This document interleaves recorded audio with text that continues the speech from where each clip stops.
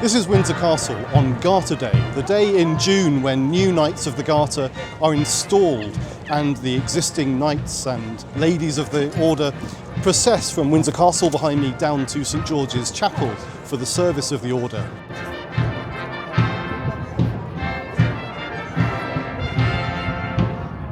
And it was on a day just like today that Winston Churchill was installed as a Knight of the Garter by Elizabeth II in 1954. Elizabeth had in fact appointed Churchill to the order just ahead of her coronation in 1953, but it wasn't until she returned from her Commonwealth tour nearly a year later that she had the opportunity to formally install him. The award of the Garter is a great honour, but it's usually one that's reserved for retired politicians, and the fact that Churchill hadn't yet retired was starting to cause problems in politics.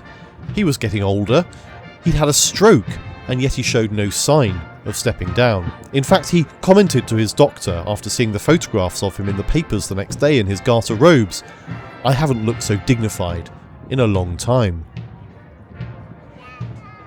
It's one of the stories that I tell in my new book about Churchill and the Queen, called Churchill's Queen, available now.